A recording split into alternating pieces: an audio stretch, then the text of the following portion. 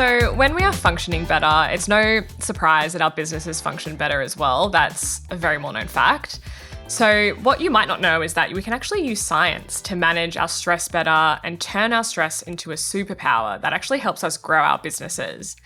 Today, this is episode 2 of 3 with Jay Pottenger. He is a mental health speaker and he also does speaking on neuroscience. He is a co-owner of EQ Minds, and we're going to go through all of the things about stress as a business owner, how to reduce it. We might even touch on a little bit of how technology plays a role in aggravating our stress levels and what we can do right now if you're in the middle of a meltdown. This actually is going to be a really good episode for you. So if you're in the middle of a meltdown, turn up the volume, stay with us. We're going to talk you through it.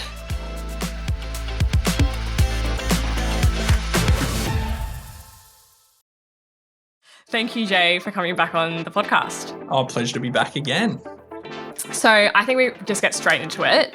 As business owners, tell us about stress in the workplace. Yeah, so stress is everywhere. And I'd like to say that stress has got a bit of a bad name in today's modern world, because whenever we think of stress, or at least when most people think of stress, they always think of it in this negative connotation that stress is so bad. But there's a lot of research showing that it all depends on how you interpret stress, whether you see stress as something that's overwhelming that you can't handle, usually due to time pressure, or it's actually something that is just a little challenge or a speed bump helping us to get where we need to get to. So how do we interpret that stress that's coming in? But there's no doubt there is a lot of stress. I think there's some Gallup surveys saying that, 1 in 2 Australians are facing significant stress each day. I am the one. What's actually happening there? Yeah. So what's actually happening there when we're stressed? Well, you've probably heard around what's happening is we get this amygdala hijack. So the limbic brain, the emotional part of the brain, which involves the amygdala, hippocampus, and a variety of other things, starts taking control over the brain. And we get reactive. We're not responding like we should. That means we have conversations with our colleagues or our clients, or worse still, our family, that we shouldn't have because we're overreacting to things. So it's really important that we have these tools to help us calm down, to relax, to stay in the present moment and sort of hit the pause or the reset and go into that next interaction in a much more positive frame of mind. And I can share some strategies with you a little bit later around how we can transition in a much more positive frame of mind.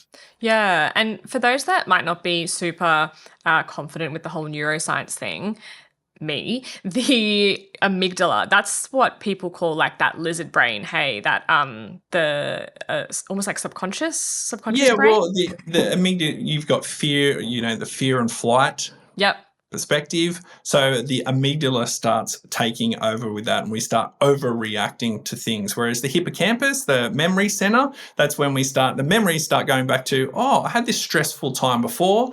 What happened when I was stressed in the past? And we link it to those emotions. Often they're negative emotions, which again can be problematic. Whereas the prefrontal cortex is all around our executive function, where we, do our planning, we make measured responses. And that sort of the connection, and we see this especially with kids, the connection's not as strong, especially in boys. So therefore, they get more of an emotional response. And as we get older, that generally goes stronger. But some would argue that many things we're doing in our modern world is weakening that link. And because of that, we get more of an emotional response when we do feel a little bit triggered. Yeah. And in our last episode, we were talking about things like emails and notifications, and I guess the broader role that technology plays with adding stress to our lives and making us more reactive instead of proactive. What role does technology play in aggravating or even just like affecting our stress levels?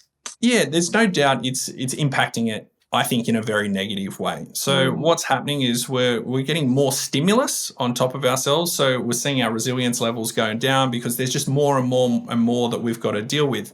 In fact, there was a great Australian study that followed, I think it was over 800 people, and they measured what's called the DAS-21. So they measure your depression scores, anxiety, stress, and sleep. And they looked at people who had problematic smartphone usage. Now, problematic just means that you choose the phone over other things in your life. So that sounds like pretty much everyone. Yeah. that uses a mobile phone or at least a smartphone these days. And what they found, no surprise, the more people that were on their phone from a duration perspective, the more stress they had in their life. Unfortunately, they also had more depression, anxiety, and of course, their sleep scores were a lot worse. So what we're seeing is technology is just contributing to these stress levels that we have because we're so connected. We do not get any time. There's like no downtime before. It used to be you'd go to work, maybe you got a little bit stressed at work, but at 5 p.m. or 6 p.m. or 7 p.m. or whenever you finished, you could forget about it. You could go home. Now we take this wonderful little device home with us and we never get what's called psychological detachment because we're always thinking about work. Yeah, I completely agree with that because I am that person, unfortunately. And I've really been trying to work on like my sleep routine and stuff. And it's like a lot of these things, I think, as you're speaking, business owners, that they're aware of, right? Like we all know, like we shouldn't have our phone in the bedroom and we shouldn't have screen time before bed. But God, it was just so hard. Like I wake up because I have my alarm clock on my phone, which I know it's not the best thing. I need to get myself a proper alarm clock. It's on the to-do list. It's the first thing I grab. As soon as I wake up, my alarm goes off. I grab my phone. I have to turn off the alarm. Hello, notifications and emails and everything. And it's a bad habit. It's really hard to let go of. That's a really interesting one because there's some really fascinating science around that, around when we're picking up that phone or maybe, we're reading the news first thing in the morning. Usually the news has a massive negative bias. Mm-hmm. So we're feeding our brains first thing in the morning, either stress from emails or stress from the news. And we have what's called the reticular activating system, a network of neurons in our brain, super important for filtering out information, but also for deciding what information we're going to allow in. And basically, every morning when you pick up that phone and you're feeding it stress and negativity, well, you're setting your day up to say, hey, reticular activating system, I should go start looking for stress. I should start looking for negativity. And our brain is in this cycle of wanting more and more of it. So potentially a better way to start the day is not picking up that phone, maybe getting an old school alarm and starting the day off with something that's good for your brain, like practicing gratitude or going for a walk or chatting to your partner or doing anything besides feeding it negativity first thing up. Yeah, I started a couple of months ago. I did it for a month. I did breath work every morning. For a month. And technically, I was doing it through YouTube. So yes, technically I still had to look at my phone and access it and whatnot. But I found that was a really nice way to start my morning instead of looking at my emails. And it kind of got me out of bed and got my day started a little bit slower than, not slower, I guess, in the time spent, but my mind felt slower. I wasn't getting up and immediately looking at notifications and my heart starts racing and all these pressures start building up. It was a really nice way to start my day, and I think I need to bring that back into my routine. Well, yeah, it's interesting that you felt that you were slower. It's probably because you were in a parasympathetic state. So your body's in this nice, relaxed, calm state, which is where we need to be. And yet we spend most of our days in this heightened sympathetic state where it's almost like this state of stress. Our body's all amped up and we spend so much of our day, in this heightened state that we need to have downtimes, and we've just removed so many of the downtimes. You actually remind me of a really interesting study that was done by Microsoft Human Factors Lab. And what they did is they explored people that were doing back-to-back meetings over 2 hours. No surprise, most of us do back-to-back meetings for 2 hours. And then they measured their stress levels, and then they had the same group take regular breaks throughout that 2 hours. And no surprise, every time they took a regular break, their stress levels went way down. So it was like they were hitting the reset or the recharge. Now, it's funny, we carry these things around all the time. Mm-hmm. We never let that battery go to zero. And yet for our brain, we're more than happy to let it go to zero all the time because we just keep pushing and pushing and pushing, and we never give it time to sort of hit the reset and the recharge. Because what do most of us do whenever we get 5 minutes during our day? When we get 5 minutes break, we pick up the phone and we start scrolling. So it's probably not really giving ourselves time to down-regulate, to get into that parasympathetic nervous state that you were talking about first thing in the morning. Instead, we're in this, excited state throughout the day. Yeah, you're so right. And I probably felt like I was slower, but I was actually just at a normal speed or, like waking up like a normal person should. I'm just so conditioned to, waking up and starting my day at 100 miles per hour. Yeah, I think, and I love your analogy of what you said about not letting your phone die, the battery die. So we shouldn't let our own battery die before we recharge it. Yeah, I'm going to use that analogy. That makes a lot of sense to me. Finally, I think you've cracked it for me. It makes sense now. Well, it all came to my attention because my wife took a photo of me, and this was years and years ago, and she took a photo of me in the kitchen and showed it to me and said, this is how you start every single day. This is when I was working in finance.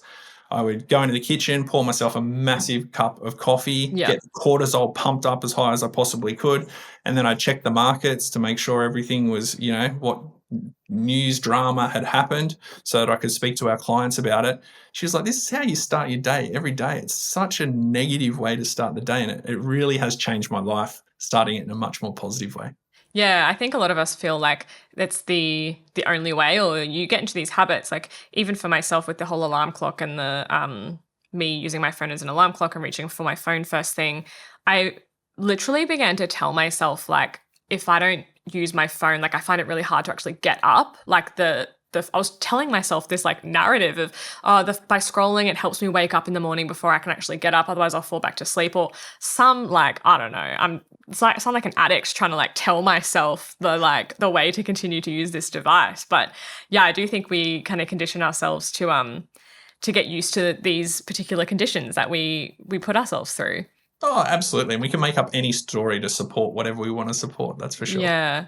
But I feel like we have given stress a bit of a bad rap. Not all stress is bad, right?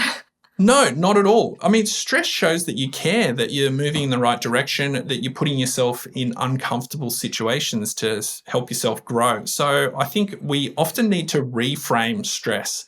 And there's a very simple little tool that we use, this little reframe tool, and it's a great way to, the next time you're feeling, agitated about something really small, do you have to do it or do you get to do it?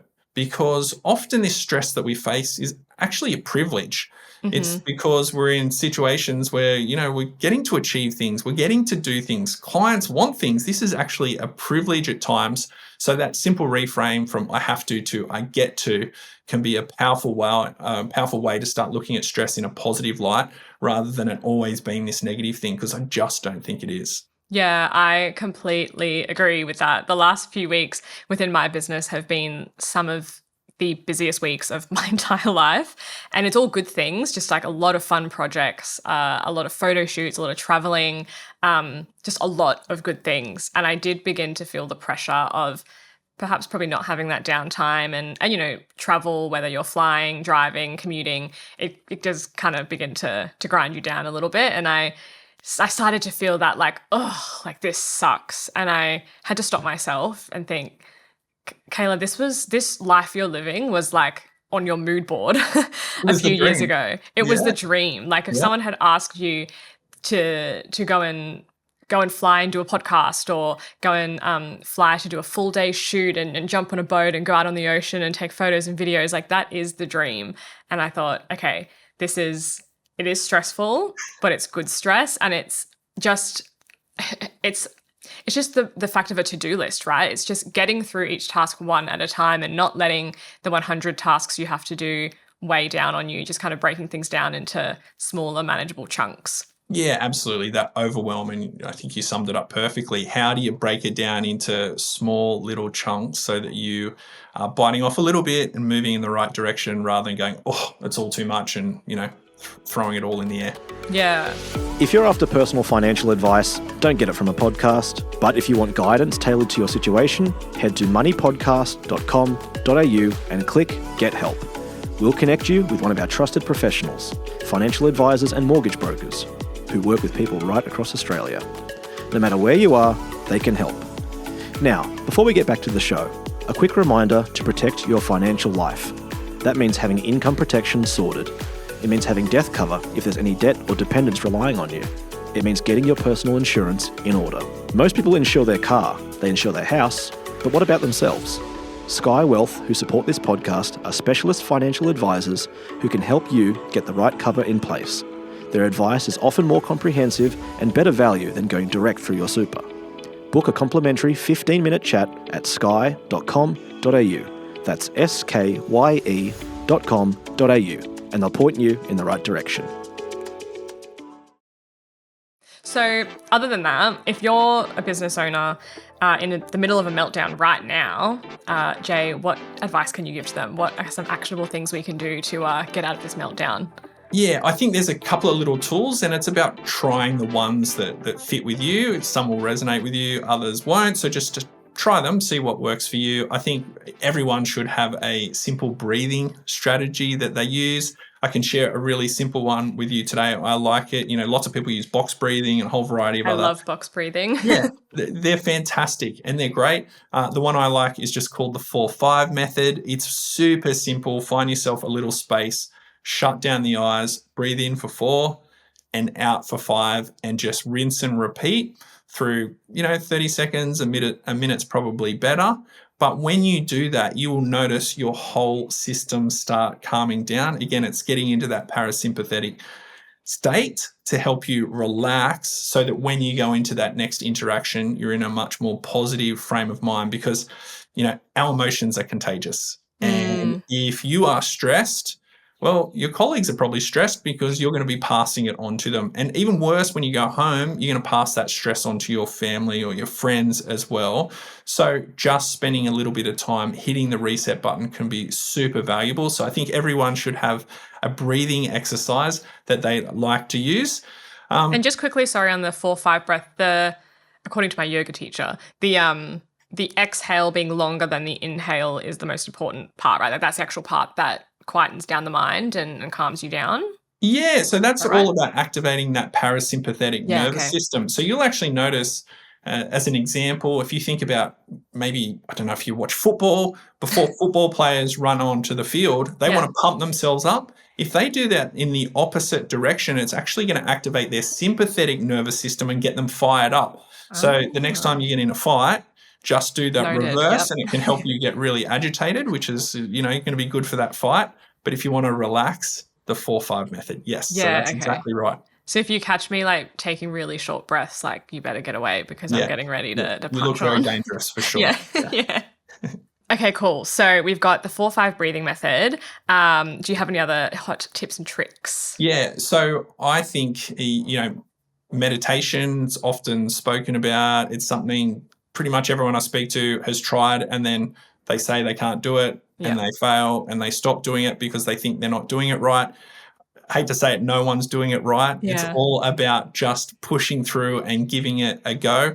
I use a Kirtan Kriya meditation, which is something, whilst it's still inward looking, I think it has an ability. Lots of the problems people face when it comes to meditation is that, it's focused on something internal. And when you're focusing on something that's internal, if you have a busy mind or maybe you're anxious, that's the worst thing that you can be doing. You need to be thinking that's something that's external to you. So maybe it's a walking meditation, or I like the Kirtan Kriya meditation because it's a finger tapping meditation and it gets you out of your head into your fingers. And so it's really simple. It's just a 12-minute meditation. You can have a look on YouTube. It's everywhere. It's got so many research reports around its amazing benefits for improving your stress levels, improving your cognition. They even say it's good for dementia. And it's simply a 12-minute meditation where you just do this finger tapping, nice and simple. Give it a try. Don't go and do 12 minutes. You won't be able to do that. But if you just try with 2 minutes and then work up to 4 minutes and 6 minutes and on you go, I think that is a wonderful way to start your day when it comes to stress management, or if you need a little break in the afternoon. So that's a good one. And then I think, we spoke about before reframing stress. And a lot about stress is realizing that the stress that we're worried about, the things that are really impacting us, they're probably not going to be a stress tomorrow or in 5 days. So why do we let it take up so much of our attention? And so I have this little saying when I'm stressed about something, I think about it and say, okay, am I really going to be worried about this in a week? And if I'm not, I just repeat the saying this too shall pass. And that's it. This too shall pass. Because lots of things we get so worked up about, if we project into the future and say, what's going to happen in 5 days? You're probably going to say, it's not going to make any difference in 5 days. Yeah. Now, if it isn't going to make a big difference, well, then we need to put some strategies in place to make sure that we're addressing it, that we're cutting it off. But if not, let's just let it go and move forward. Because at the end of the day, we live, most of us live in incredible lives. We have such opportunity. It's a blessing. Let's worry about the real problems rather than the first world ones. Yeah, and I think that takes a little bit of practice as well as like a few years in business ownership, perhaps. Like I remember at the very beginning of me owning my business, everything felt like an emergency and everything felt like just the worst case scenario, because at that point, it was the worst case scenario. Nothing bad had actually happened prior to that. So everything just felt so important, and deadlines and people's expectations and whatnot. But as time goes on and you, I guess, build a bit more resilience and you have a few more runs on the board, you do realize that, yeah, this isn't going to matter in five years, let alone sometimes 5 minutes, honestly. Like sometimes I can just catastrophize a little bit and make a mountain out of a molehill.